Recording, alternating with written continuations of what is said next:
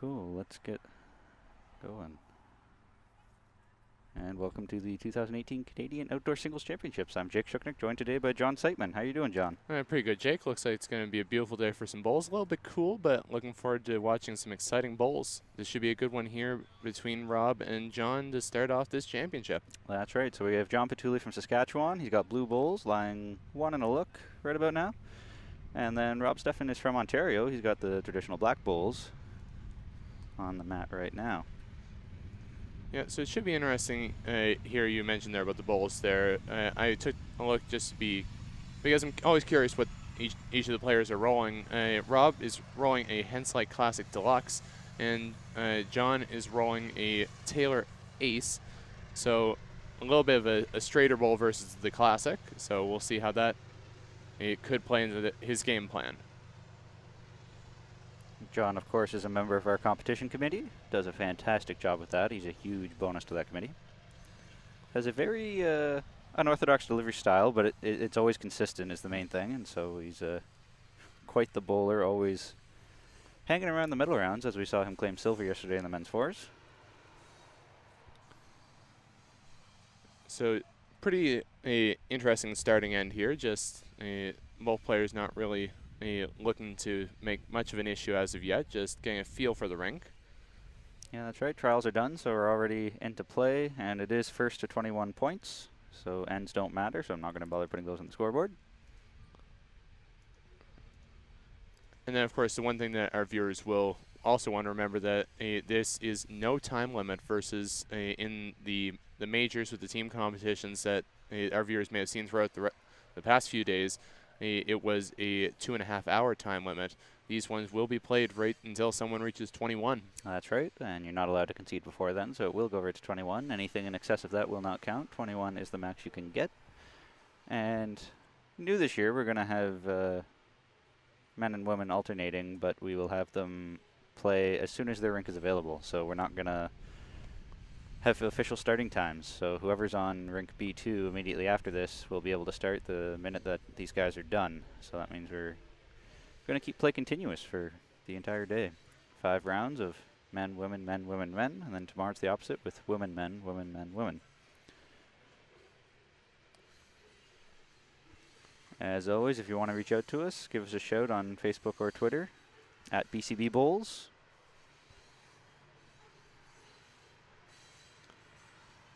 So good start there from John, scoring a single in that first end. And again, starting off this end well, beautiful shot. What a cracker. I mentioned that John had an unorthodox delivery, but so does Rob here as you watch him go forward. He takes that step, and then it's almost all arm action after that. It's one of those ones there with both of them that it may be a bit unorthodox, but if you can, the goal of it, especially in singles play, is if you can make it consistent and get the results, then who cares how crazy your delivery is? Just get it right. The only thing I would say is with Rob being all arm action after he takes that step, that works really well for faster greens. If you're on a slow 8-second green, 9-second green, I have a feeling that's going to wear out your back and your arm relatively quickly. And I'd be tempted to play all long ends if I'm ever playing Rob. Oh, absolutely. So John again starting off really well, getting that one right in again. Really putting the pressure on Rob early. As we were getting started there, I just saw there the other big game, one of the big games on this screen as well is right next door as Pat Bird, who claimed gold in the men's pairs yesterday.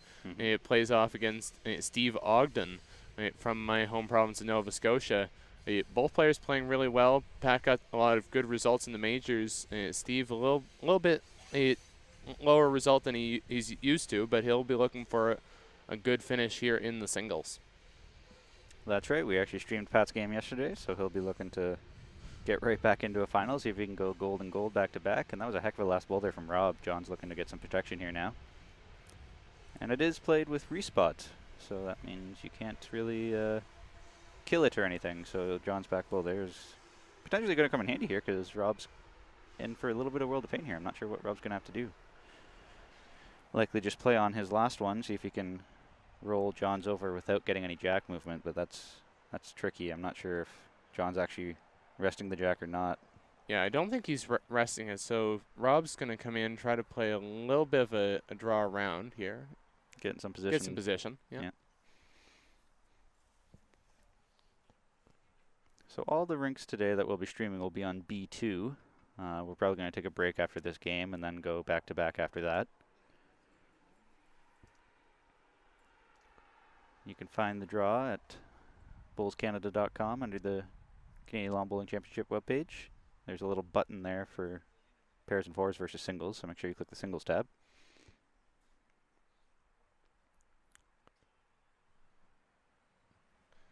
Here comes John. I think he's coming up inside.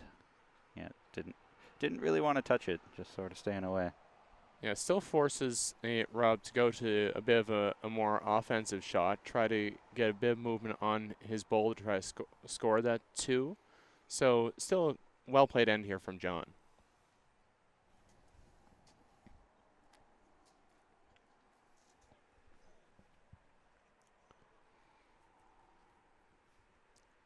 Is a bit cooler of a day this morning. You can actually see your breath here in Regina, Saskatchewan.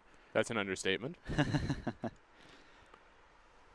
To go from 32 degrees or so on the first day of the majors down to close to about 11 or 12 when we got here this morning. A little bit of a temperature shock. But it's interesting, though, because that's really only going to be a bit of a temperature shock for the people who are here that long, John being one of them, with Rob not playing in the forest pairs. This is all he'll be used to, is just today. So Rob coming in here looks a little bit wide. Yep, so another single here it appears for John Pituley. That'll make it 2-0.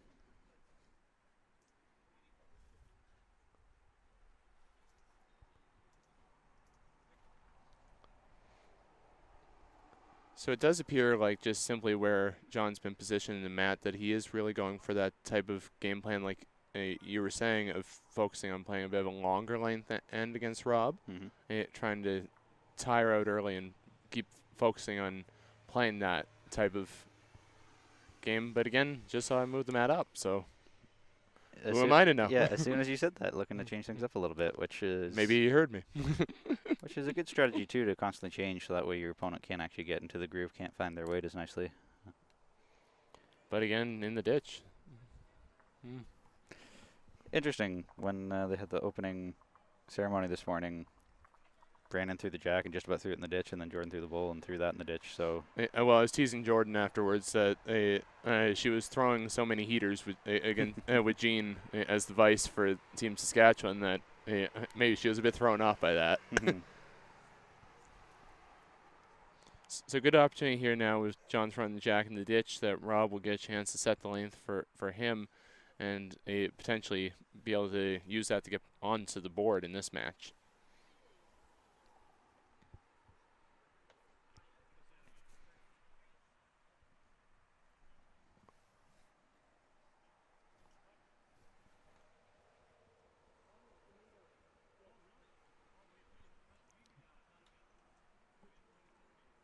Not a bad opening bowl there. Yeah, John's been really consistent so far here with his opening bowl, and it really when you have a player in singles putting your bowl that close so consistently, it really puts the pressure on your opponent to really be effective with theirs. And then you see there I don't believe there he is not shot bowl, so it gives an opportunity for John to exploit that and draw another even closer.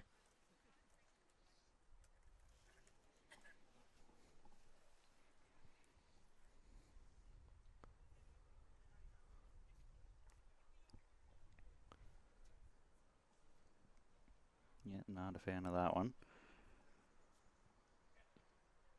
Gonna give a quick shout out in case he goes back and watches the game to the marker here. His name's Owen, I believe, and he's been the gentleman that's been looking after us all week, making sure we've got water, coffee, what have you, always checking in on us every 10-15 minutes, and he's doing that with all the players as well.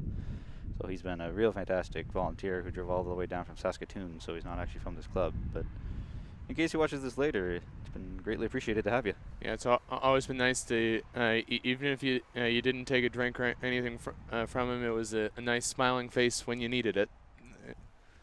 he'd always be encouraging to every single player, no matter which province you were from. So great to see.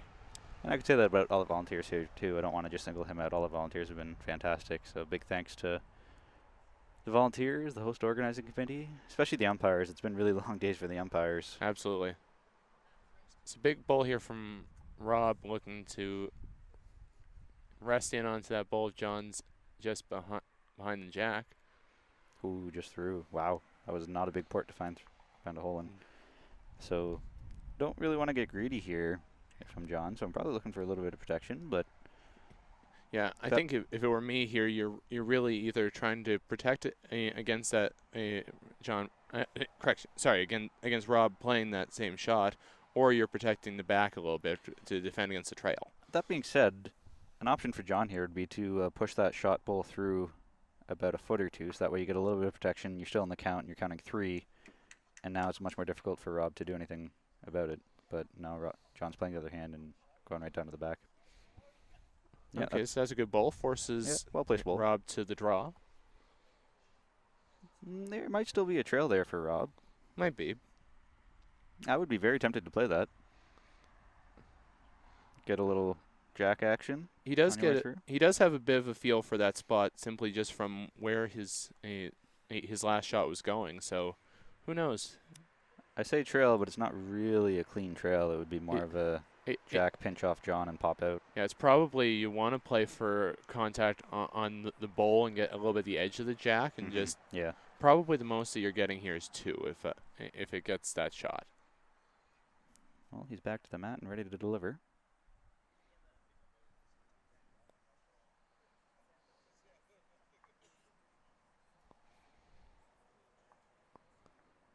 And he's coming up just inside and not quite enough weight to really do anything. I think he was just trying to draw that off. I'm impressed by that. So he'll be a little bit unhappy with that result. You don't want to give up a big start early. So down 4-0, he'll want to get a little bit of that momentum going and get a confidence boost to really get back into this game. Was that 1 or 2? I do not know. We'll see if they change the scoreboard when they're back there. Not sure if anyone's been doing it or if the players have. I think the marker has been doing it. So okay. I'll put it as 1 for now, just because I'm not sure. Could be 2. If it is only 1, then if I'm Rob, I can't really be too upset, even giving up 3 ends in a row here if they're all 1s, because you're still trying to find your draw weight, trying to find the lines. So if you can hold them to 1 until you actually get into your groove, it's not a terrible way to start the game. Naturally, everybody wants to get off to a quick start, but if you're not able to, holding your opponent to 1 is the next best thing. And this is the difference that you see so much in this event, where it's now 21 shots versus previous years when it's been in the sets play format. You really have that ability to really be able to battle back from big deficits to really close out a game. And it was just 1 there as John changed the scoreboard, so it's 3-0 for Mr. Pituley. So a little bit of a looser start there from John, just settling about 2 or 3 feet back. And Rob's coming up well short on this one.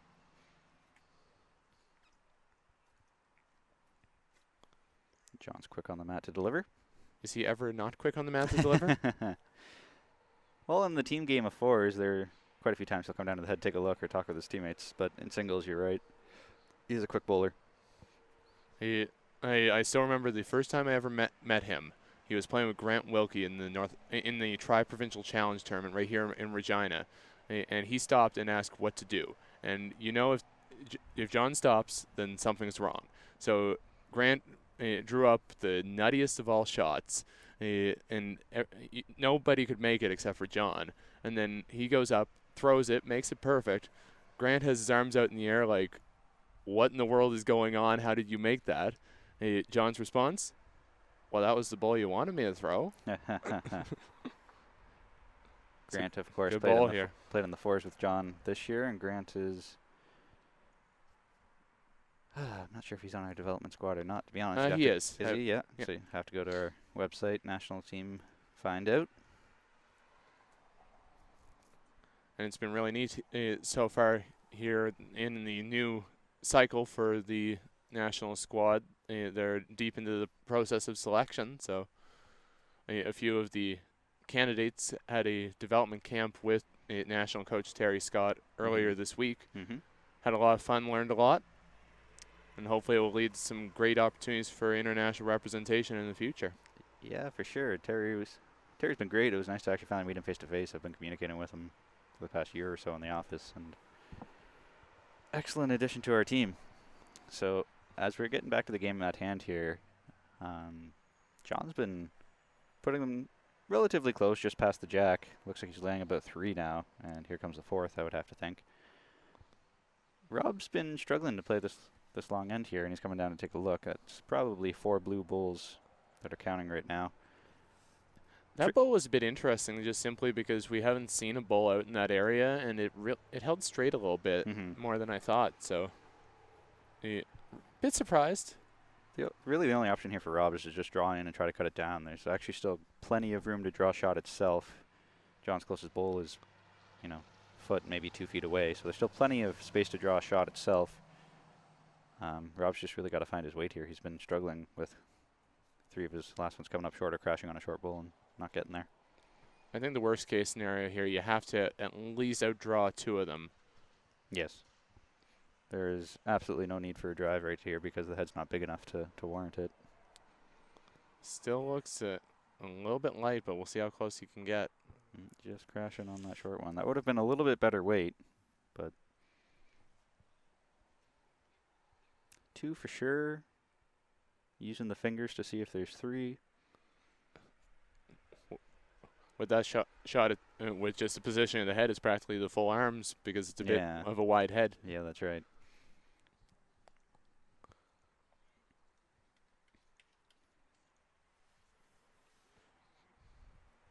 I think they called 3 from what I heard, so that'll make it 6-zip. Okay.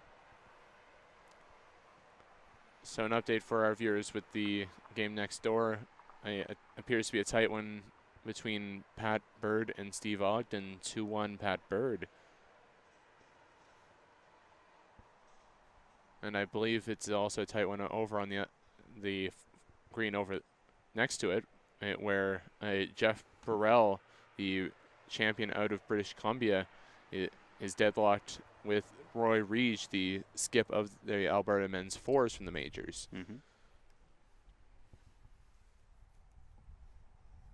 Further on down, looks like Gary Boutneau is up 3-1 over Maurice Beauchamp from Quebec. And I apologize if I mispronounced that last name. Muriel or Maurice have been huge helps for us at the office with double-checking our translations for accuracy, correctness, as we are in NSO, need to have everything in French and English.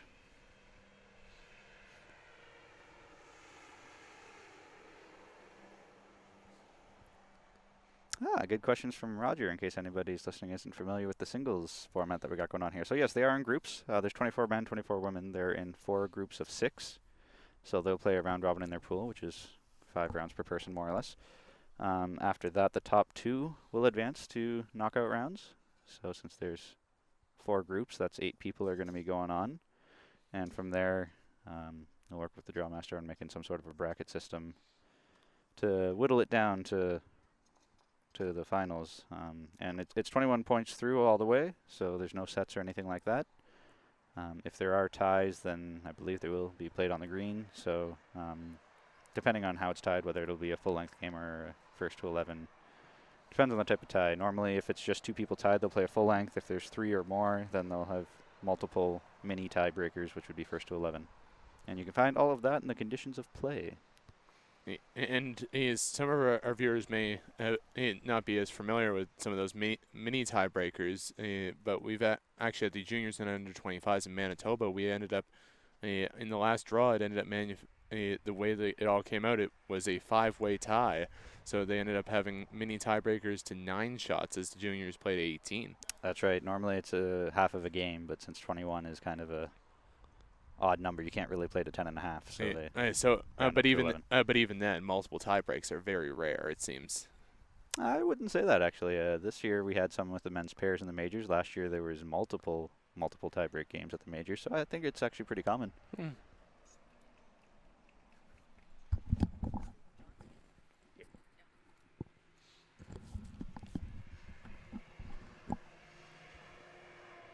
Rob's in the neighborhood. Oh, just got the wrong edge of John. Looks like it's still one blue.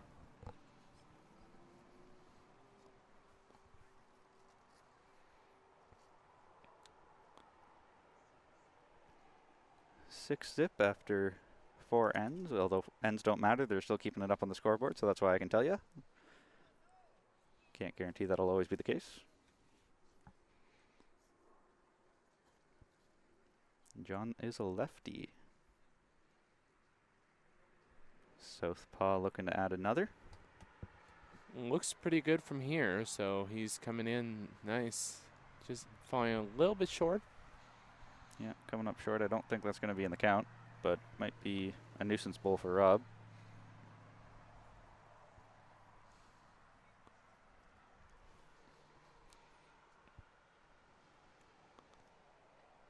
So it'll be interesting to see the call here from Rob. Just looking at it here, it does look pretty close for the single. He could try to play a little bit of weight and try to keep his ball through for 2, but it's still a risky option. Being the 21 shot up format, he does have more opportunity to play that versus if he were in sets, potentially losing an end off of it. And in sets, you only had 9 ends to do that, so you wouldn't be able to take the risk like that. A big bowl here. John Pituley and Rob Steffen are both their provincial winners of their singles playdowns, respectively. Sask 1 and Ontario 1. Yeah, lots of very strong provincial winners competing in this event. Ooh, just outside. Yeah, we did try to break up having too many #1 seeds in the same pool. So the way we did that is we took the 4 biggest provinces and put them in separate pools, which is Ontario, BC, Alberta, and shockingly Nova Scotia. A lot of people were surprised by that. They thought Saskatchewan had more bowlers than Nova Scotia, but that's not the case. So Ontario 1, BC 1, Alberta 1, and Nova Scotia 1 are all in separate pools, and after that we put the #1 seeds accordingly in randomly pools after that. Not that it really matters, but in an attempt to try to keep it from making too stacked of a pool of death as possible, but no matter what, I think there's really no way to avoid that unless you really start cherry picking people, because just because you're a #1 seed doesn't necessarily mean that you're going to be the best player here. You might struggle on these greens, or some other factor may happen. So it's really difficult to avoid pools of death, but do the best we can to thwart that. And even then, that singles, really, it all comes down to how you perform on the day. So really well played so far here from John. Up to a 7-0 lead. So in case you're tuning in a little bit late, it's myself again, Jake Shuknik, on the stream here with John Siteman from Nova Scotia. Played in the men's pairs on the B side at the majors for the pairs event with Mr. Robar. Yeah, had a lot of fun there with Mark. We had great learning experiences the whole way through. I was lucky enough to get to skip the last game and got the win. Also was able to get a awesome win over Pat Bird himself, one of only 2 that defeated the eventual champions. That being said, the other team that defeated them twice, once in the round robin, once in a tiebreaker. Those Saskatchewan A boys of Ernest the Cat and Dougie Prop. So this end looks like it's shaping up to finally be going Steffen's way, as he's lying 1, and here comes another one to lie 2, and that's a much better bowl. Yeah, I think Rob's really now settling in a little bit. As you said, he has not gotten to have that time out on the greens here. John's really been utilizing the knowledge of being from here a little bit to exploit it early. Well, it's interesting because yesterday was singles practice day and it was raining.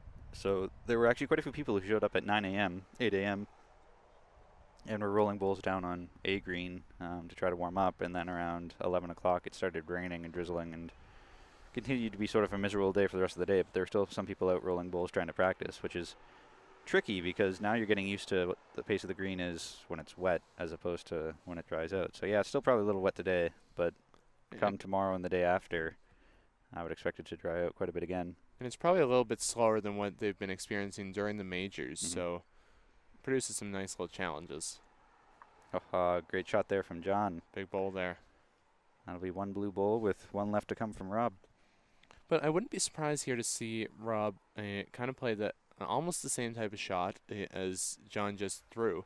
If he can try to maybe sit on that blue, roll it back a few rolls, it could produce a good multiple again back in the game. I think Rob's going to have to play much bigger weight because you're going to want to hold the line. His bulls are, as you said, make different model, but we have a wider bowl. If you can push John more than just a roll and push him, 4 or 5, 6 rolls through, you can count 3, maybe even a perfect end of 4 here if you stay. So I think it's much more advantageous for Rob to throw more weight than John just did.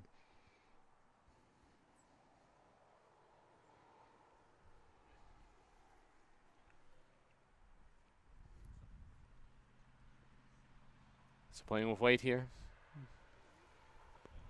Yeah, and he's got more weight, just like I expected, and he's just outside. Very close. And that's one thing we've kind of seen, because actually, I just remembered it happens that we're playing on B2. That was the rink that I played on for my final game where we got the win, and that side does hold a slight little bit when you play with weight. So produce some challenges there for Rob in that end. Another single for John Pituley for an 8-0 lead in the race to 21. Currently about 27, 28 minutes into the match, of which there are no time limits. And John's got the mat up again, looking to change things here on Rob, not let him get into a groove.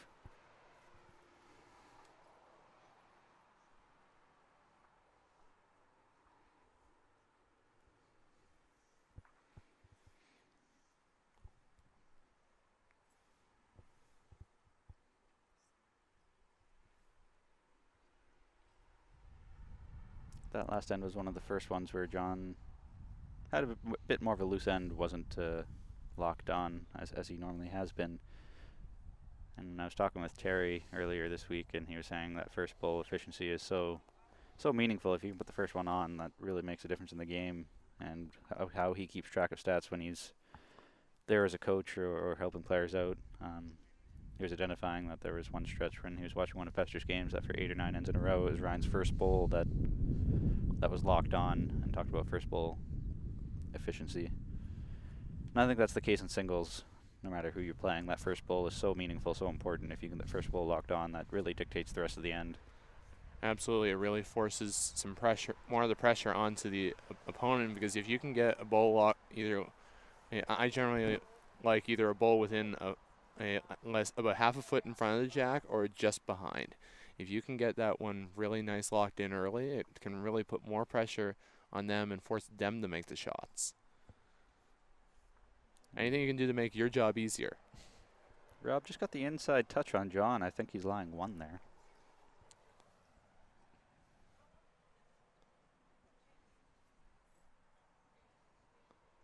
John's looking to play around inside. Inside rub, perhaps. To me, it appears to be, definitely at least a 1. I'd favor a measure on the number 2 there. So it looks... Yeah, it's a measure. Yeah, definitely signaling a measure there. I think John was looking to get the inside rub, not necessarily his blue bowl square. If he would have had the inside rub, he would have been right on the jack. But can't complain with that. He was down 1, and now it's a measure, so that's an improvement.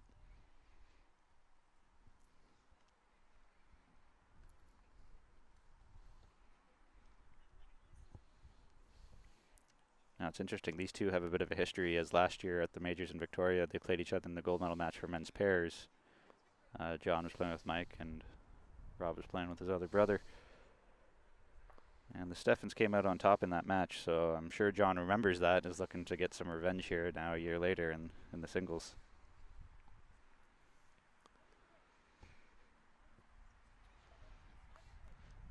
Yeah, and definitely a great event to try to get some revenge in, being the high stakes of getting to potentially represent Canada at the World champion of champions in Adelaide in South Australia next year.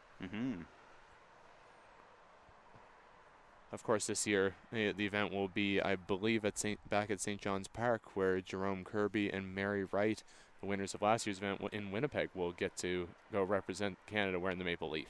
That's right. And John just missed getting his front pole. I think he was looking to rub off the first one, not the second one. So very good effort there. So still some good opportunities here for Rob. I see a lot of possibilities on his on the backhand side there for him. Try to come in, either draw through or potentially bump up his bowl in.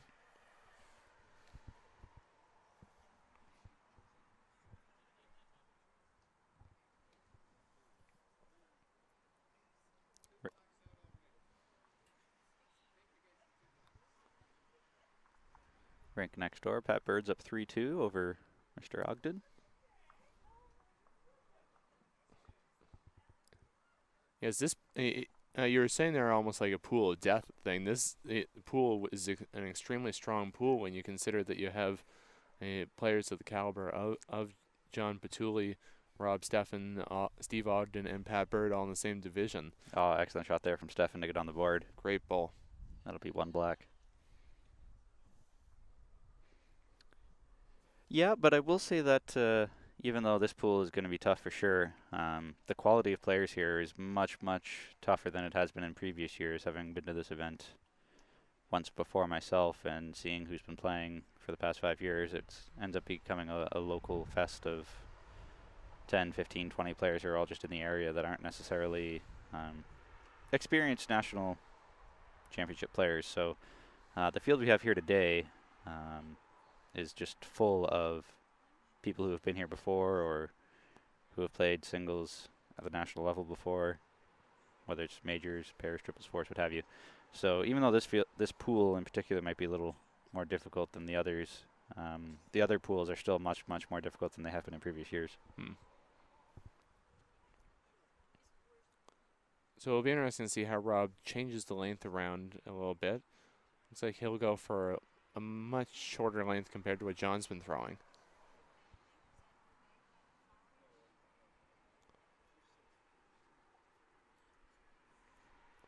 So in case you want to take a look at who's in the pools, once we get the first game in the books, it'll show up on the standings. They'll be ranked by pool. For now, there's nothing there. So you'll have to go to the draw.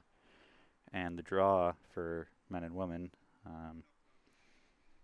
it has the pool that they're in beside the rink number. So this pool is Pool C, which has Bob Van Wellingham from Manitoba, Christy Graham from BC, John Pituley from Saskatchewan, Rob Steffen from Ontario, Pat Bird from Alberta, and Steve Ogden from Nova Scotia. So for sure that's a difficult pool, but I think I could make an argument that A pool is also pretty difficult. I'm looking at the very first two names on there is Alex Scott and Dave Hootby, and those two are extremely strong.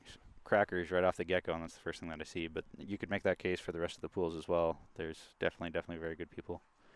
Very good players in every pool. So it looks like a little bit of a better start here from Rob. Still falling a bit short, but getting more of a feel for the weight compared to when he's been having to play the longer lanes that John's been throwing.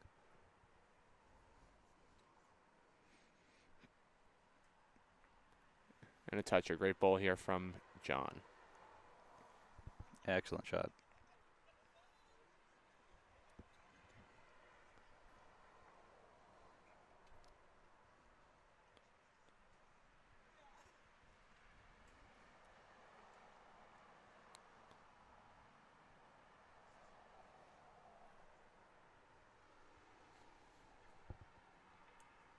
Good answer here from Rob. That's a beautiful second shot. Yeah, definitely it makes it a little bit easier on him to at least force more pressure onto John to try to draw a second or at least move around a bit. You can probably add about just a tiny bit of weight, get it around there, and potentially get the shot.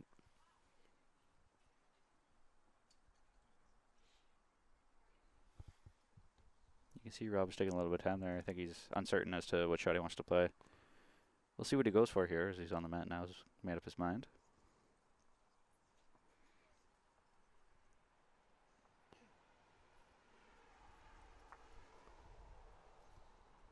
And he crashed on his short one up front there. I think he was looking to be inside that.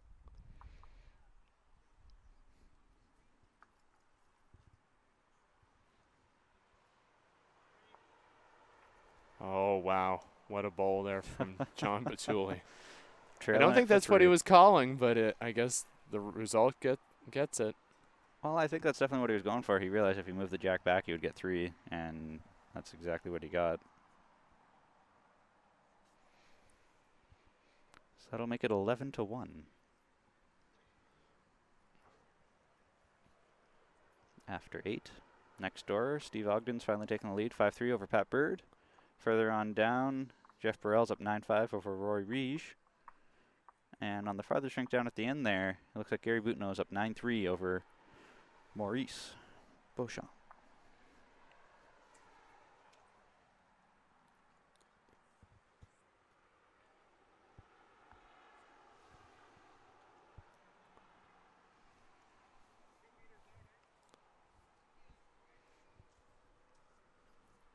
Yeah, John's really been playing well so far, just really varying the length consistently and really focusing on making those big shots with his first 2 bowls. And of course, it just simply shows in the results. Rob's been still playing well, but just when you have someone as talented as John playing as well as he is, it's tough to stop points from coming in. Much shorter end here, played by John. And I've just found out that our results tab is temporarily out of order, so even after these rounds are done, it's going to take a little while before we can get those posted, so bear with us. It might not be till the end of the day before you'll be able to actually see the scores online. Apologies in advance. We've been having quite a bit of issues with our online scoring system this year, trying to combine things. We didn't quite anticipate how much work it would be to get the singles on the same web page as the fours and pairs. It's caused quite a headache.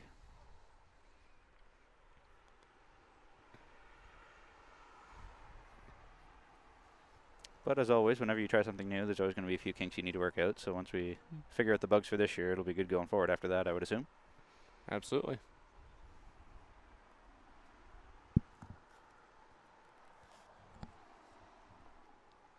So a much better end here from Rob. One behind and shot itself. Still very wide open head, though. Neither player is supremely close, and that makes me wonder if it's something to do with the rink. And also, it's been a little bit challenging conditions compared to what we've seen. Just simply, it's a little bit windier than what we've seen throughout the rest of the week, and a lot cooler. Oh, yeah. So that really is probably affecting the green, making it a little bit more tricky than what we've seen the past few days on the broadcasts. I'm surprised that Rob took off his jacket. He's in just a t-shirt right now. I would be very chilly out there if I was just in a t-shirt. I'm currently wearing 3 layers. Yeah, well, it's one of those ones where, like, as a singles player, I never like wearing a jacket because I find that when I wear a jacket, it really constricts a bit of the arm movement, and you want to have the ability to have a confident arm movement when you play your singles games. I agree. I'm the same way, but the only reason why I made that comment is just because Rob did have a jacket on for the first few ends, so clearly that wasn't an issue for him. Because he was probably just cold.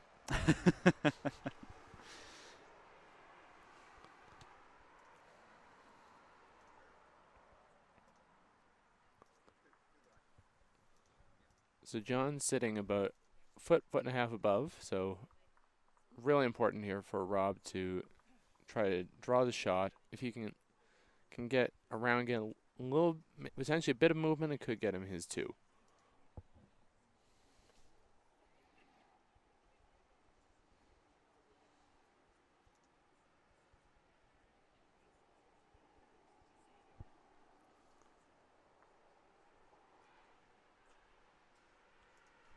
Oh, coming in here on the forehand side. Interesting.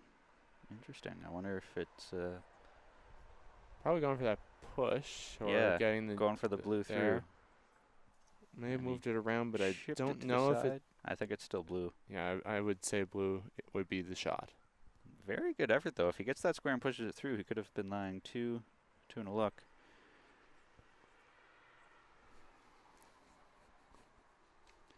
Big thanks to the umpires here, as we've got Chester Young coming up behind us, doing a fantastic job. Making sure everybody's following the rules out there. Yeah, exactly. And chilly work out there, wandering around, make sure that everything's going smoothly, but greatly appreciated nonetheless. So yeah, that was another one for Mr. Pituley to now make it 12-1. So it's really going to be important here for Rob to really try to play. He may need to play a little bit more aggressive to try to get a few points, get about one or two ends in a row, get a little bit of momentum going, or else it could be possible you could see John Pituley close out this match. Still a long way to go, but pressure. Yeah, I think the key factor here now is for Rob to get the mat back, because John keeps changing it up. So absolutely, once Rob can get the mat and can get something steady, consistent, he can really get his groove down. But John's not letting him have that opportunity as he keeps changing things back and forth here.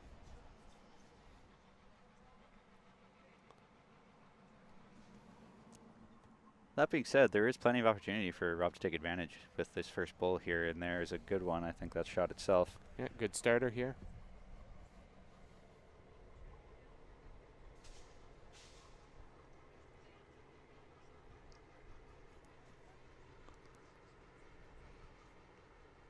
Magnificent bowl there. That could be shot. Close anyway. Still important for Rob to make a little bit of an adjustment, get closer to that center line. If he can play the same, pretty similar weight and sit on the center line, it would probably give him a good chance at sitting his 2. Looks similar on the weight, but a bit wide. Well, that might have been enough to do it. John's quickly ready to roll. I think he's just on the wrong side of Rob's and pushed him in for one for sure. But that does make a bit of a target now for John's last one. I wouldn't be surprised if John throws some weight if nothing changes.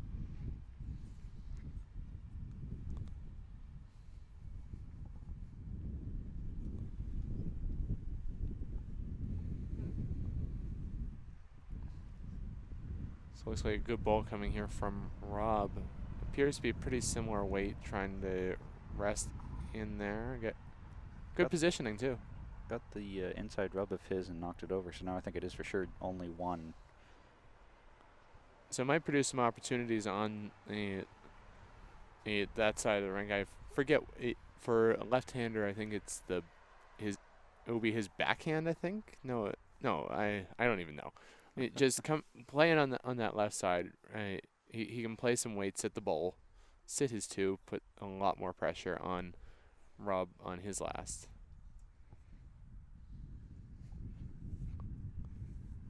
Playing in on the right side of the ring here, and comes back, trails the jack. Clean, but I think it went to Rob. Appears to me like you're correct there, so it looks like Rob will sit his single.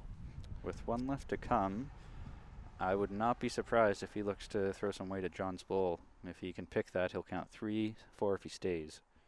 And honestly, in that position where there's no back bowls, you really have you have nothing to lose, really. So might as well just play it confidently, ensure that you have a good chance to make contact, and if it goes out, you're still sitting pretty too. So there's not much of a downside here for him to do that. He's only lying 1. If he knocks himself out, yes, he gives up 1, but the potential benefit of scoring 3 or 4, I think, is well worth it. That being said, he might also want to just get his draw weight down. I know when I play singles, there are sometimes where I see a drive, but I prefer to play the draw just so I can try to get my draw weight down. I'm struggling with that, but I think the shot to play here is some weight to push John through. So coming down the same side here with weight, trying to get that just wrecks on his front bowl, but it does appear still to be a single for Rob Steffen. I don't think he had enough weight on that to really push John through enough. That was almost draw weight, not much more than that. If he would have Yeah. got John, he would have only rolled him through once, and that wouldn't have been enough to make a difference. So I think he was just trying to draw there, which is interesting. So I would think based off that he's clearly struggling with his weight and wants to try to get that down. Yeah, that's one of those ones, like I said, about playing that shot very confidently. Try to at least ensure you're into that bowl. That you really have nothing to lose. So a bit of a potential mistake.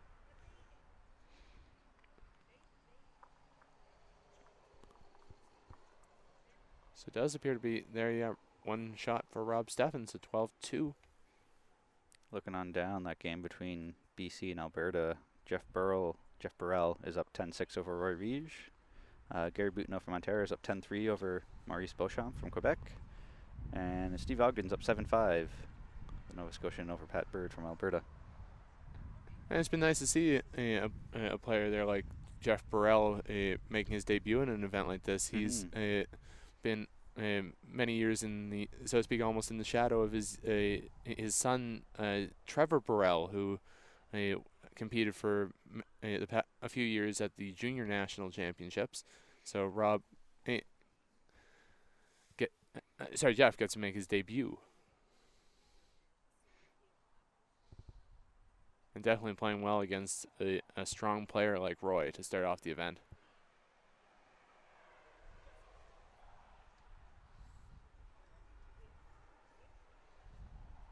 Good ball here from John to sit back rest. Appears to be back resting toucher. Mm-hmm.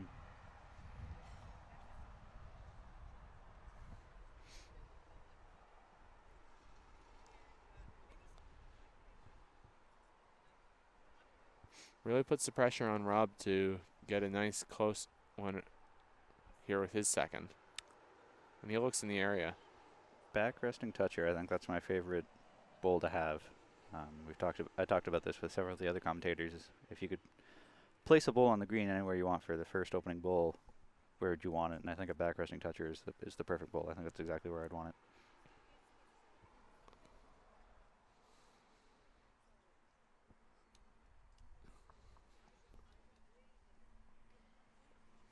So still a one shot for John Pituley here. So you'll see Rob is going to come in on that same hand. He's still trying to get his weight, but if he can get a nice result on that back bowl, or he may be setting up something for a weighted shot. I don't know. Yeah, that's an interesting idea because, as we said, playing respot, if he makes any contact on the jack bowl, it could kill. And I don't think John's playing for a back bowl here. He's just trying to draw into the head here. That's a juicy target. That is a juicy target, yes. Well phrased. John's lying 2. He does have last bowl, so that might be why he didn't want to put position in, just because he realizes he can do it with his last one if need be. And that's an interesting strategy with John's third. Would you have put in a back bowl or drew into the head? To me, I think he with the back bowl there, you're really just the way it's positioned. It's not really putting much of any issue with being shot. So I would have rather seen potentially drawing in between those two black bowls of Rob Steffen's. But again, John likes to play a very offensive style, and it's certainly showing in this game. I was going to say I really like that actually, because if Rob misses, then with his last one he can draw another one and get 3, whereas if he put a back bowl in with his third, he could only draw in and get 2. Oh, good effort, but still down to 1. Still 1. No, John just has to try to draw inside that to get 2. That's going to be a very tight draw. You're going to have to be pretty perfect. Score is currently 12-2 for John Pituley. You can't see that on the screen right now as I'm trying out a new view with picture-in-picture.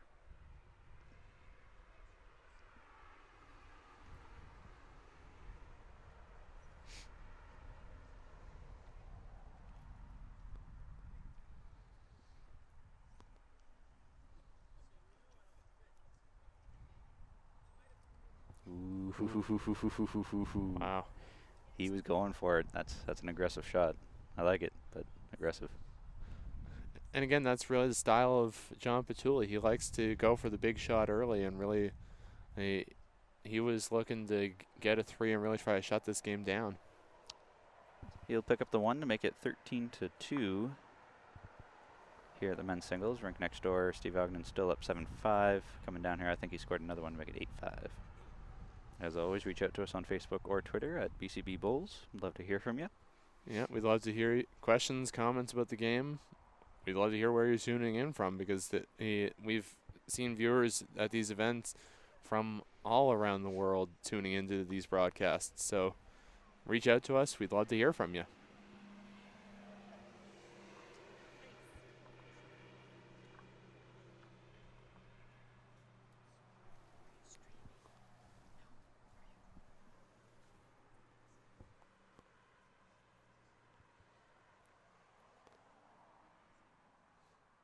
So a little bit of a looser start here from John, just dropping about 4 to 5 feet short.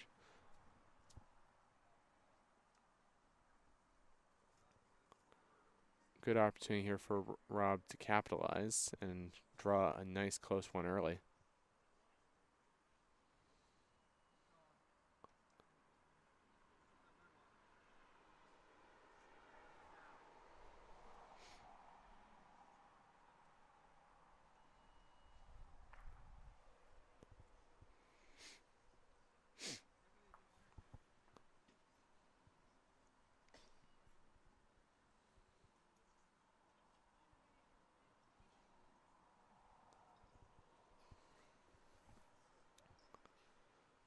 I think I just saw a shout out on Twitter from our national development coach Daryl Fitzgerald tuning in from Ontario. Apparently we now have the nickname of Double J.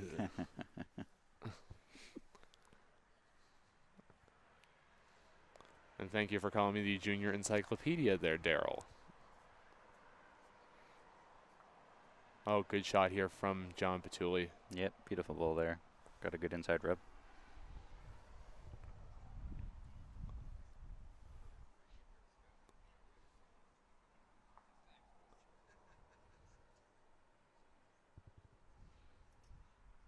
So we'll really put the pressure here on Rob to try to probably he'll need to play a little bit more weight than his last, but again, coming up a little bit off. I think that'd probably be second shot, so just the 1 there for John. I think you definitely need another bull in the head here. Absolutely. If Rob picks that, he's lying a bunch, so need something else, but you also don't want to make it a juicier target, so you kind of want to have that buried behind or off to the side. To me, I think you kind of want to play down the right side of the ring, try to almost use that back bowl of Rob's as your jack. But again, John's playing a very aggressive style here, trying to get in, but falls short. I suppose he's protecting against the pick, which would still be a very good option. Saw him grit his teeth there on the way down, so I don't think he was happy with that. I think he wanted to be up a fair bit further than that.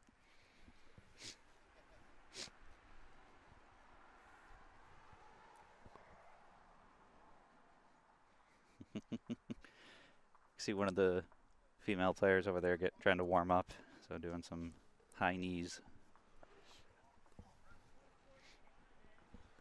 Yeah, it's great to see so many excellent players around, not only of the ones that are playing in the tournament, but a few have stuck around from the majors to watch a bit of the action. Either they may be staying a few days here in Regina, or they may be headed home soon. Because I think I saw Tim Mason. Of course, Brandon Watson was here, our guru at pretty much anything tech. Oh, lovely ball here from Rob to score 2. Excellent shot there for 2.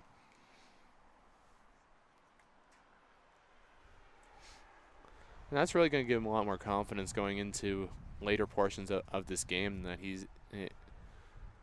now he's scored a multiple point end. The next few ends, if he can get a few more single points even, that really gives him some good options.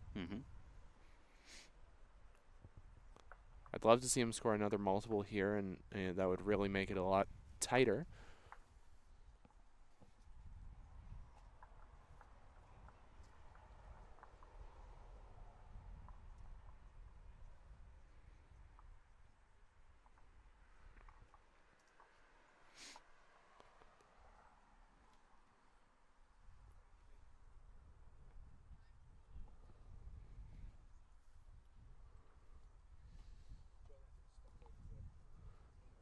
I think I even see two legends of the game coming behind the booth there as two of the provincial coaches there, Steve McKirahan and Dave Matty, watching some of the action on this side of the clubhouse.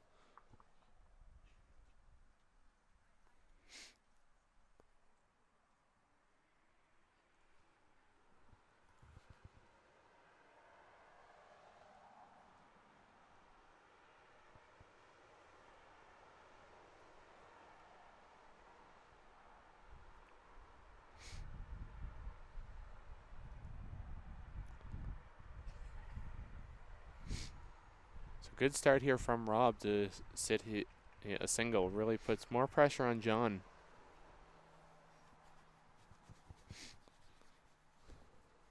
I didn't think in August that we would start to need heaters already. Oh, and good ball there from John to draw even tighter.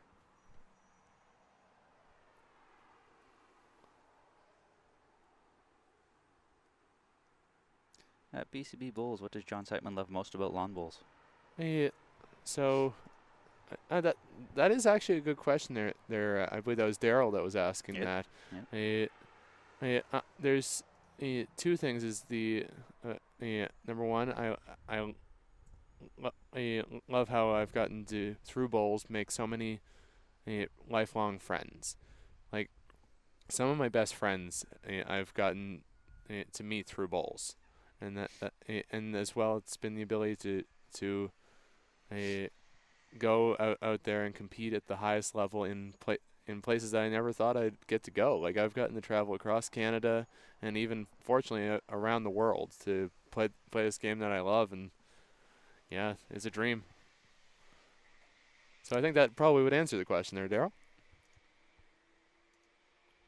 Sarah Van Stein tuning in saying, "Come on, Rob." So Ontario supporter back home watching. Also have John Tupper joining us too, all the way from, I believe, New Brunswick, if I'm not mistaken. Yeah, I believe so.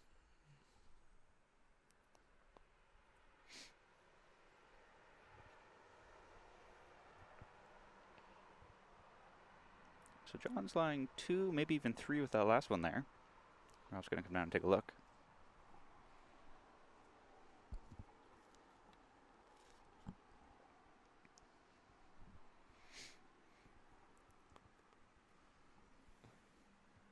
So still not like from our angle, it looked a bit tighter than it actually is. So there is a lot more opportunities for Rob to try to get a nice close one in early.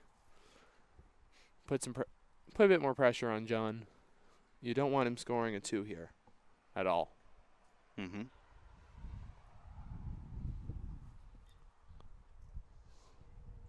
And actually, I'll say hello to Sarah. You say she's tuning in. She when it came out to Manitoba with her 2 kids there, Ben and Bailey, both had great results there at the under 25s and under 18 national.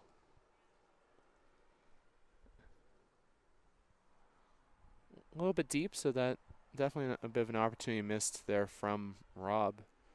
Gives an opportunity for John to come in, try to draw a 3. Definitely looks like from here sitting the 2 shots. Absolutely.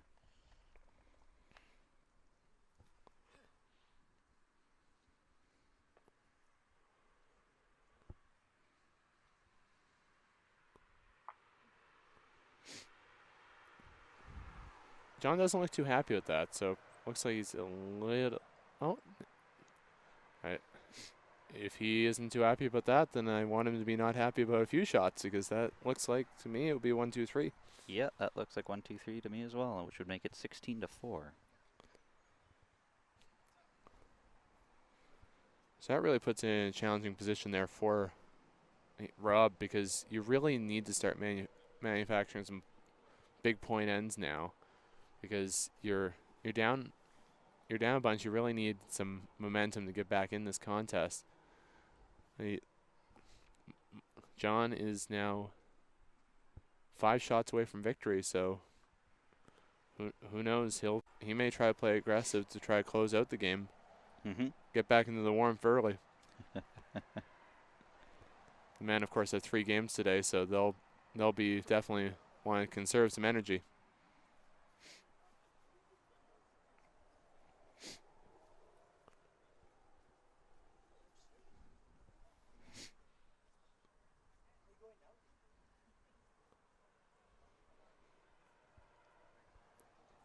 Coming up a fair bit short there with his opening bowl, but from the mat it looks very different though.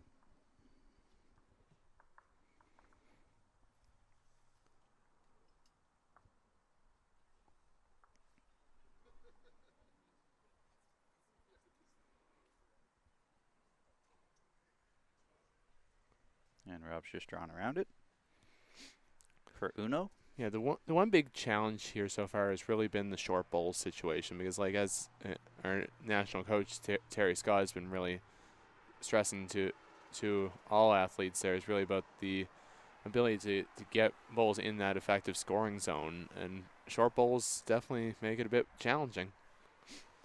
I don't think that's really been that much of an issue here in the singles game, and yeah, there's been a few short bowls, but it's really much more pronounced in the team games because then it's harder for the skips to get through all the sludge up front. You could definitely make that argument that in singles there have been some short bowls, but I can't say it's really been hampering what sort of shots they can play. It does, though, produce more options. Should you be able to have bowls a little bit close. If you're short, you'd rather be like a foot to a foot and a half short, and then that area in behind.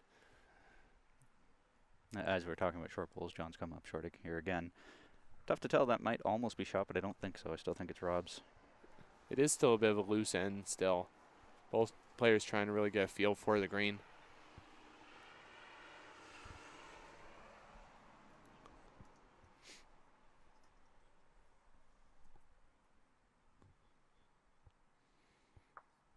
A very fortuitous result on that one. Coming there, likely lying 2 for Mr. Steffen right now, I would think. Appears to be.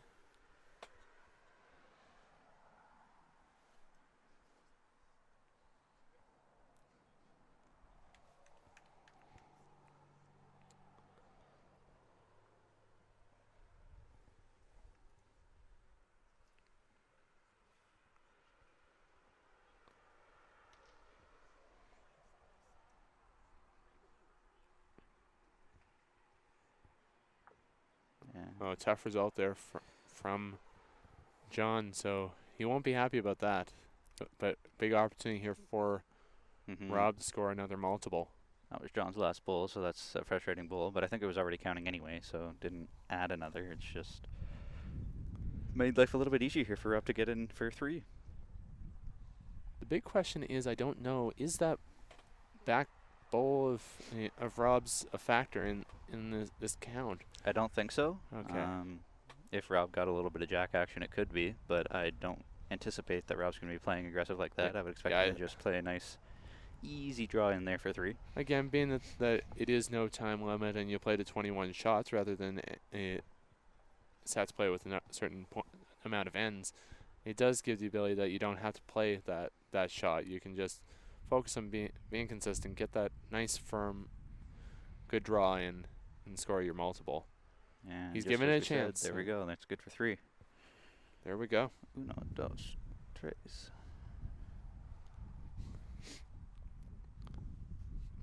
To make that 16-7 for John Pituley over Rob Steffen right now. John's using his fingers on this third one. It might only be 2. I thought for sure it would be 3, but clearly it's further away than we thought. So they're going to put a measure to this one. Just be absolutely sure here. While Rob's measuring there, it looks like tight games all the way around here on this rank, because it's now 8-7 for Steve Ogden over Pat Bird, and Roy Reach leads Jeff Burrell 13-12. The amount of times I see him, I'll probably mess up his name with his son's name almost every time.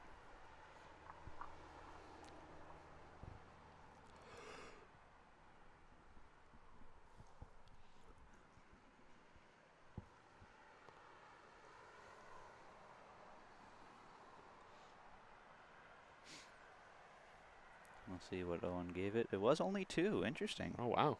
I thought for sure that was 3.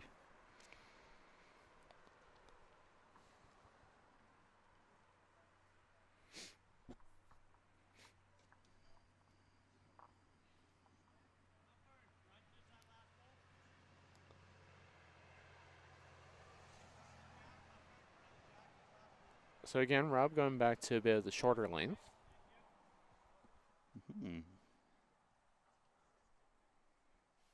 He'll want to really try to work hard to get that multiple point end again. Close the gap. He has 10 shots that he needs to get back to an even score line, and a good starter here. Bear with me while I try to make things just a little bit better. There we go. Close ball there from John, but not quite.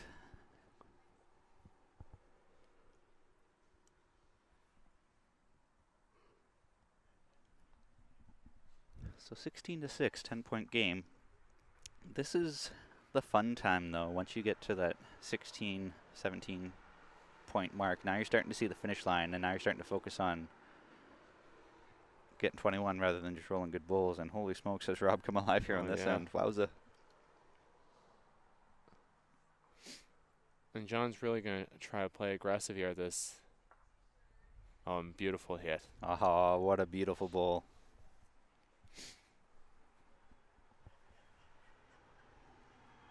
So Rob's really taking a look at this one here.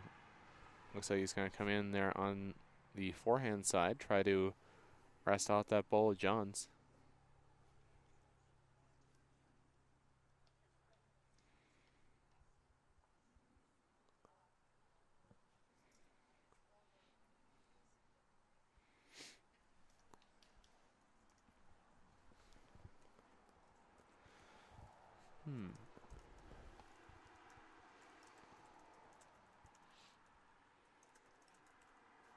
So John coming up a little bit short here.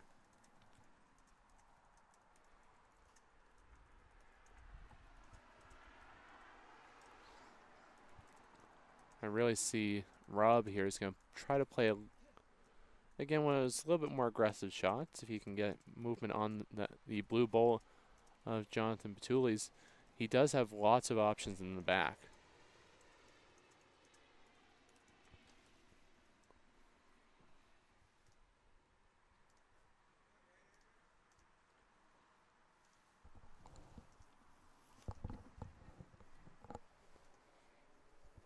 Good question here from Roger Smith. In singles play, do you prefer sets or first past the post, and why? It really depends. Honestly, for me, I like both because of different styles. Because for me, I find when I play sets, I play a lot more aggressively. Sometimes I'll go for more drives, and good shot here from... Great shot there from Rob. However, playing to a certain number of points, like whether it be 18 or 21, you really have the opportunity to battle back. If you lose a big count, it's not the end of the world because you can always get back in the game. We saw it actually at the Junior Nationals with one of my games. I was down 11-0 to Mike Frazier from British Columbia and came back to win. So anything can happen in games to points play. Could make that argument with sets too, though. John's coming up inside. So again, that's a big end there for Rob, as it looks like. Is it just the one or is it two? I think it's just the one. Okay, just the one, but still, it's stringing together some good ends and really putting more of the momentum going his way, which he hasn't really been able to manufacture a large string of ends throughout the game.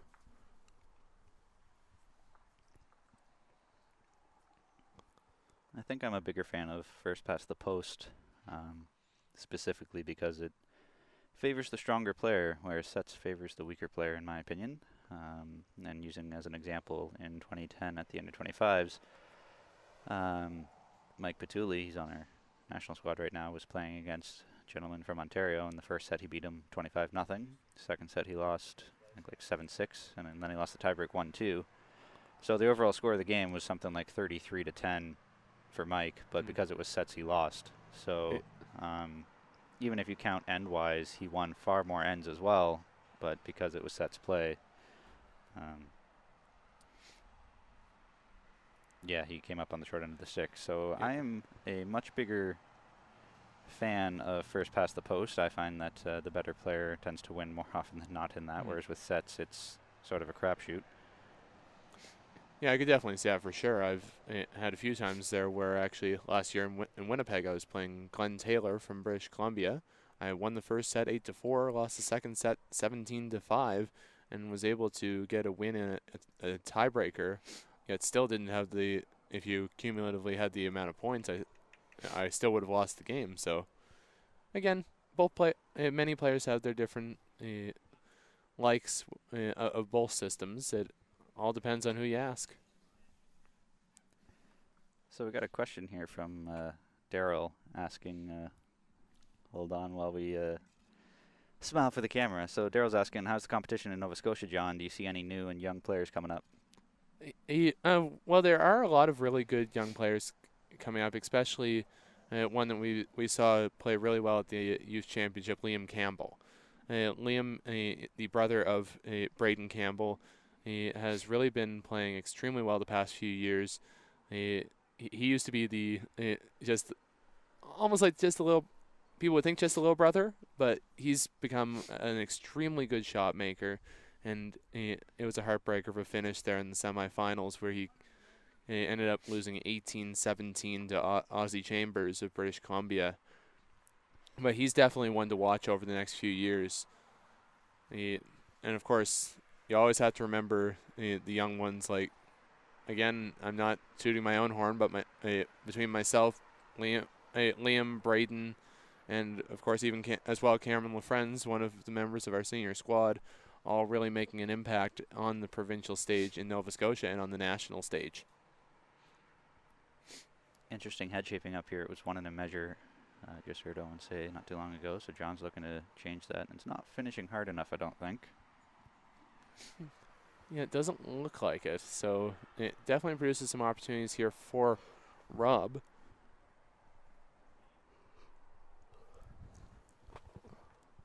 All depends on how that is shaping up. I do not know whether he's holding. I think it is John Pituley that may be holding with that last ball. It's tough to tell from our camera angle here.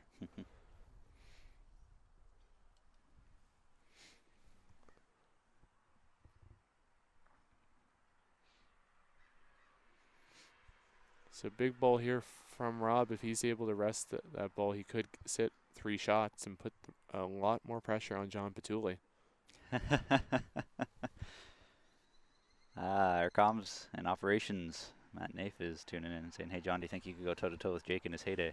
I think I remember classic Jake Schucknet from even the 1 year that we both played in the same event in 2014 in Etobicoke, that still you probably could have taken me a very good game there, but who knows? Maybe we'll have to get over on D Green at some point during see what happens. Yeah, I haven't rolled a roll here yet. I still plan to at some point over the next 3 days. It's been a while since I could say my heyday. I haven't played for 3-4 years now. Come on, classic Jake Schucknet from 2014 when he was the Forest Shoreline Pairs champion. Well, it's interesting you say that, though, because in 2014, I actually didn't really play much at all. So I was going into the competition sort of cold turkey. And that year we had 2 under-25 tournaments back-to-back. So it ended up being, I think, like a 9-day event. So the first half did not play that well, being rusty, to say the least. Still somehow managed to get into the final. But then we had the Forest Shoreline Pairs after that and warmed up. And then in the second U25 tournament, I finally found my groove. But well, that was a good year because I believe Grant beat you in a tiebreaker in the first one, and then you beat Grant in a tiebreaker in the second one. I don't think we went to a tiebreaker in the second one. Actually, no. You tied the last set there, but you tied to win. Yeah. I think there's a nice little picture of you jumping on top onto Mike Pituley in celebration there during that one. I think it was Dylan I was jumping onto. Yeah, Dylan. Yeah, I remember that one. I think my mom took that photo. Could be. Your mom's taken many photos over the years. So John getting down the measure here. Looks like,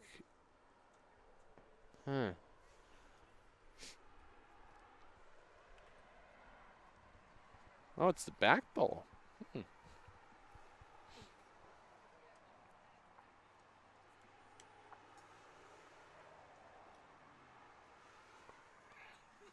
So it was still 1 to Rob for sure, but was it more than 1? I'm not sure. Judging from just how I saw the measure from here, I think that John was the winner of that measure, so it may only be the single shot. Singular would make it 16 to 8. Which that's still a good result. Now you're getting within, essentially, if you had 2 4s, you're right back in the match. Oh, no, there was 2. That's 16-9. Oh wow, yeah, 16-9. So really good result there from Rob. As I've said, stringing together ends, getting momentum. That's how the 21-shot game goes, and you can battle back against a strong any player, especially these strong players like in this match.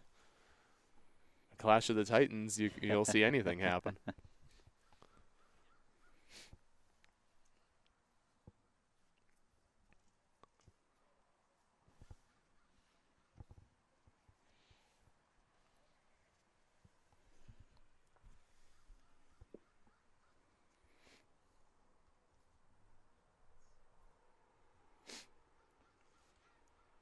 Yeah, I think being on 16 and 17 are 2 least favorite numbers because you're just within striking distance of the finish line. You know, a couple of good ends can put it away, and that starts to sort of get in your head psychologically, where you're thinking about the score and not rolling good bowls. And as soon as that happens, and then you realize, hey, I'm thinking about the score, I need to think about rolling good bowls again. You've already sort of lost the touch, and you're not as.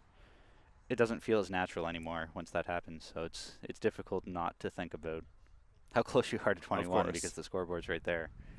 Well, that's actually like in Winnipeg at the National Under-25s. I was playing Brandon Watson, and the last time that we played that was close, I got stuck on 16, and I was playing him there, and I was on 16 shots, and that's all I could think about for a good 4 or 5 ends before I was able to get back into it.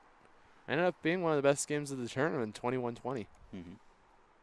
So John, an uncharacteristically short bowl compared to what he's been, but still looks like he is holding the shot. Yeah. Oh, no? Is it? Yeah, he said down 1. So down 1, okay. John's line 1.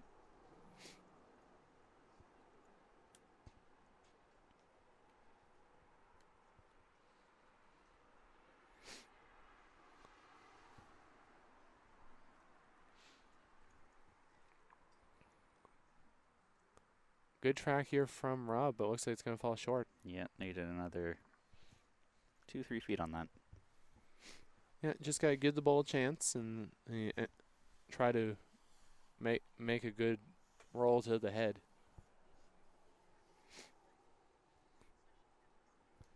John's trying to play around. Almost where his first bowl was. Not sure if he was looking to try to trail a jack with him that time. There's a big opportunity there for John to trail for 3 or 4. Rob's going to have to be cognizant of that with his last bowl coming up.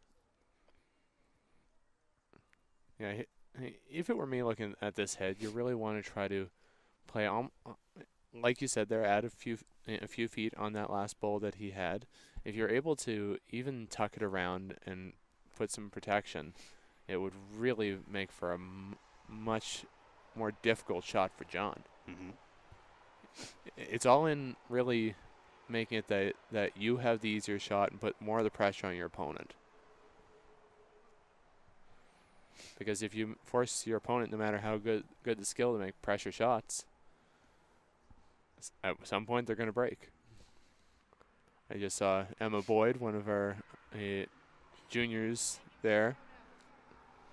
A shout out to her there. She played extremely well, both in Winnipeg, winning the under-18 national championship, and here performing really well, skipping the women's fours out of British Columbia.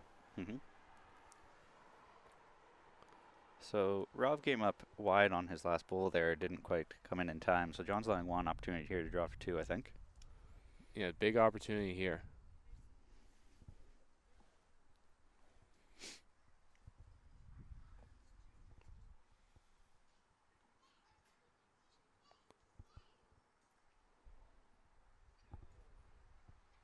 Definitely giving it a chance here.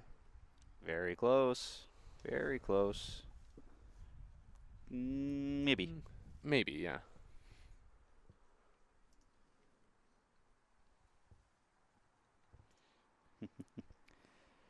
Not sure who GS Wong is, but saying that really like the split screen. Thank you. Well, I'm glad that it's working.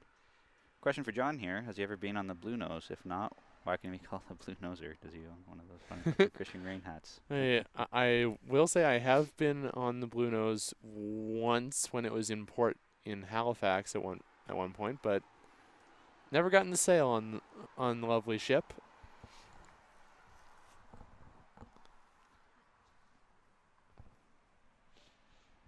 So measure here.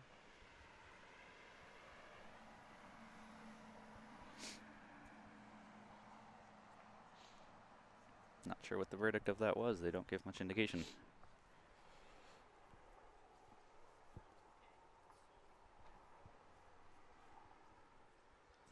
John's bringing the mat up a little bit there.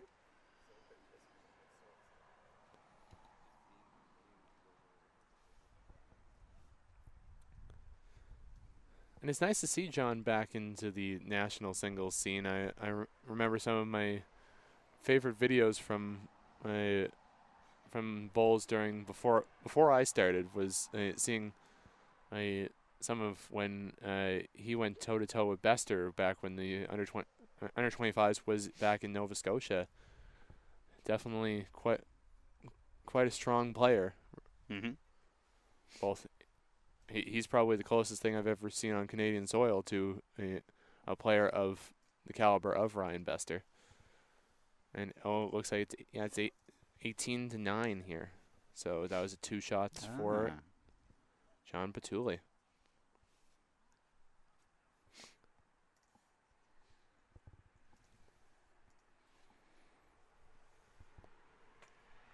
So now that puts him within 3 striking distance.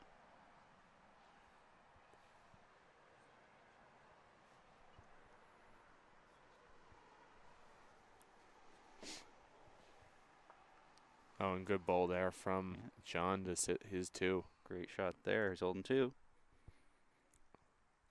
Can start to smell the finish line.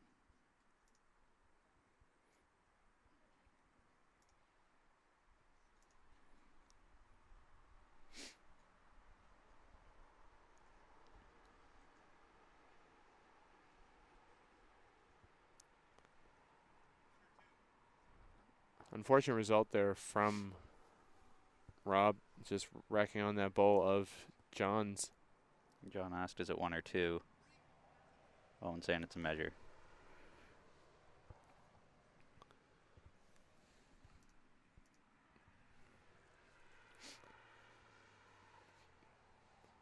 Yeah, so there you go, playing a bit aggressive. Ooh. Took out his own. I think he might almost. It's definitely a measure now for sure. Before, I believe it was 1 and a measure. But to me, I don't even think that the measure is there. I think that, to me, it looks like, if I were guessing from here, it's 1 shot for Rob Steffen. So he'll want to get a nice ball close, get a better position. maybe something behind is, I think, what he's going for here. Yeah, a little bit of coverage so John can't just punch the jack back for 4.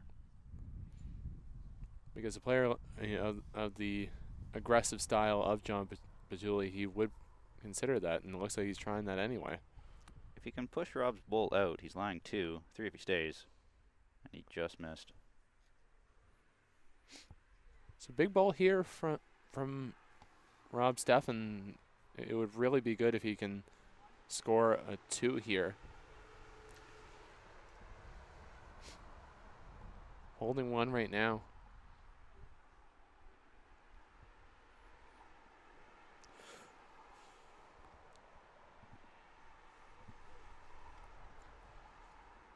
Very close.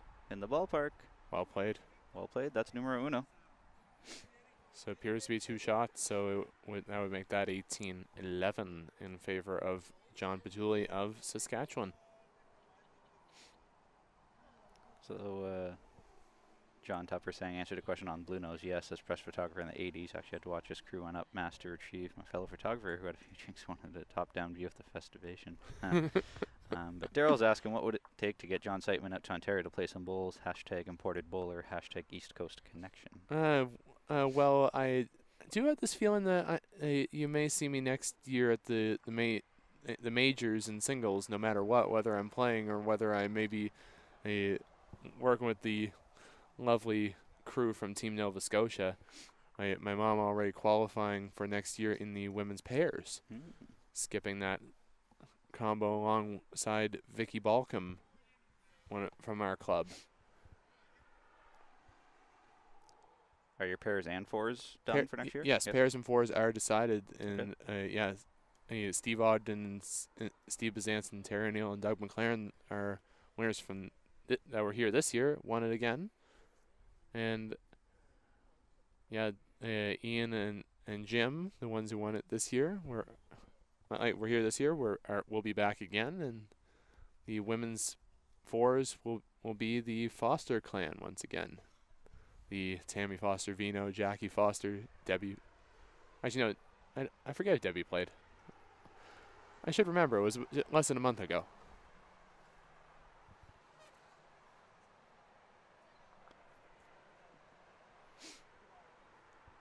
Yeah, not surprised. It seems Nova Scotia, that's always the same foursome for both men and women that are making it out. But the pairs that you get a little bit of variety then. But we still have singles yet to play. That will be coming up in I believe, early October. So we'll be out on the carpet. Wow. Early October. That's fun, though, when Nova Scotia does their playdowns a year in advance. You get a little bit extra time to prepare and get ready for it.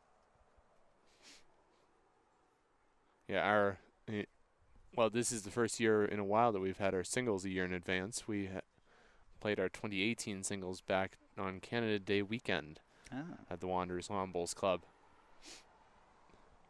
Very competitive tournament out there.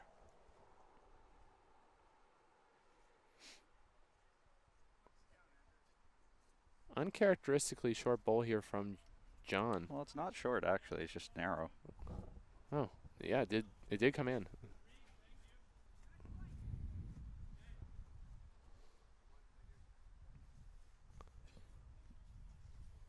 We'll probably see a bit of consolidation here from Rob. Try to come in on that forehand side, draw Jack into in between his bowls. At least draw another. Be confident here. Looking down on the other rink there between Alberta and Nova Scotia, it's 11-11 between Pat Bird and Steve Ogden, and further on down, Rory Rees has come back to take the lead 18-14 over Jeff Burrell of BC. Here's a pretty good shot there from John. That'll be definitely one blue there. And all the way down, Maurice Beauchamp from Quebec's come back to lead 13-11 over Gary Boutneau from Ontario.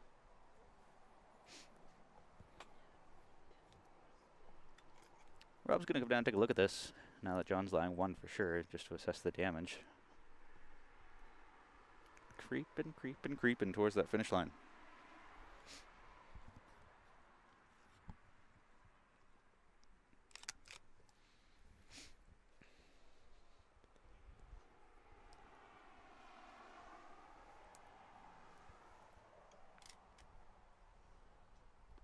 Looks like a pretty good game going there on the other green. I can see using the camera that my mom put down there that it's 15-14 for Christy Graham over Bob Van Wellingham.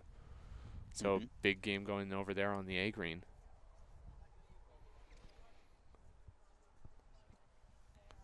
So big ball here. Looks like he'll be trying to draw to sit the shot bowl.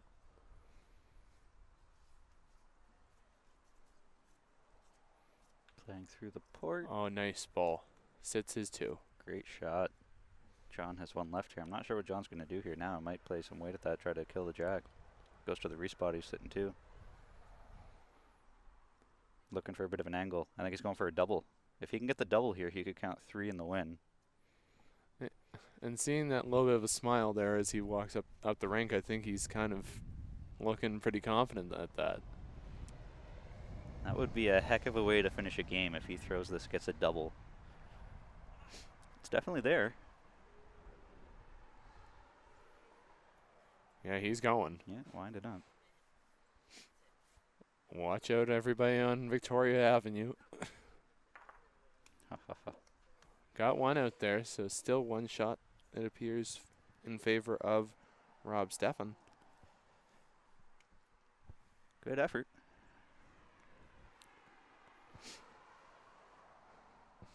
Any harder of a drive, and I could swear that some of the cars there could have gotten a chance to be dented a bit. There's a few guys in this tournament, both in the singles event and in the team play, that really can throw a nice drive. Would love to see a matchup of John versus Alex, the two Saskatchewans. Oh, that would be they really an know how epic to clash. throw heaters.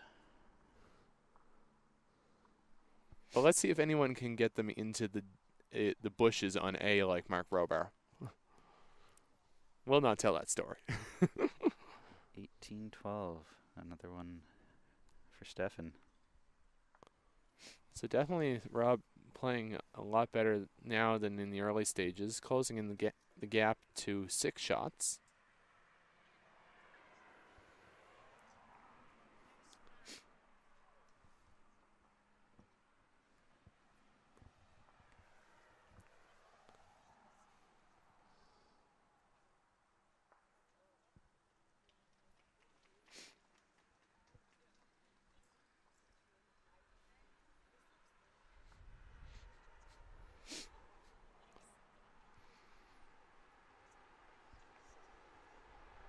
One more reason why I like the first pass the post singles is that you're not out of it. You can still claw your way back, as Rob is desperately trying to do here.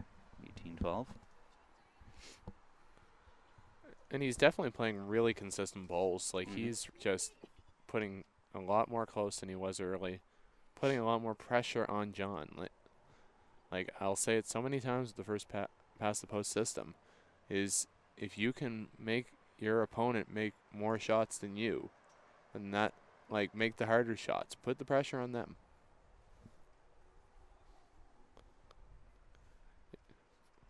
Make it that you can make the easy stuff to get the points. We'll see if Rob makes the correction and adds an extra couple feet onto his last. I don't think he did. If anything, he's about the exact same. It's a pretty good caterpillar drill, but not necessarily what he wanted to do. Despite the fact he's lying 2, I think he probably wants them to be a little bit closer. It's for too wide open there as John's drawing around. That could be enough for shot. Tough to tell.